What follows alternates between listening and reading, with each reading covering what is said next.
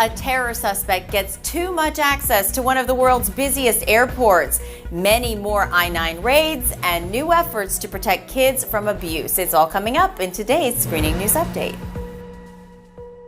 A terror suspect who was the subject of 2 investigations, has 17 aliases, spent 5 years in prison, and is listed on the sex offender registry, somehow got hired to work at one of the world's busiest airports. Mohammed Abdullah Mohammed was given access to the terminal, airfield, and first-class lounge at Britain's Heathrow Airport without a full background check.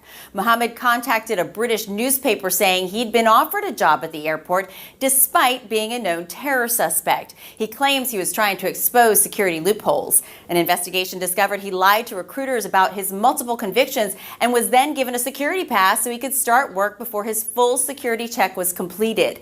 Those checks have been taking about 4 weeks, so if Mohammed had not drawn attention to himself, he could have been on the job for about a month, completely unnoticed. The state of Hawaii is considering requiring background checks on all adults living in a home where children are being homeschooled. The legislation was proposed after a 9-year-old girl was starved to death back in 2016. While legislators say they support parents' rights to choose to homeschool their children, they want to make sure it does not give cover to those who are abusive.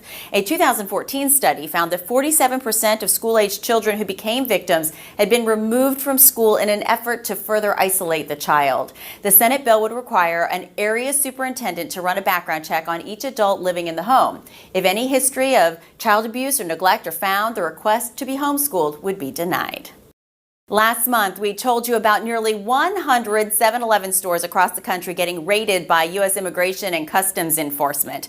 Now ICE has sent notices of inspection to 77 restaurants and other businesses in Northern California.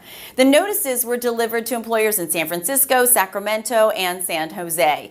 Employers were given 3 days to produce their Form I-9s to prove their employees are all authorized to work in the country. The companies could face fines or criminal charges if authorities believe they are knowingly violating the law. An ICE spokesman says the inspections are aimed at protecting jobs for U.S. citizens and others who are lawfully in the job market. Owners could face fines of up to $10,000 per violation. The acting ICE director has warned that the agency plans to vastly increase its enforcement footprint in California due to its sanctuary state law.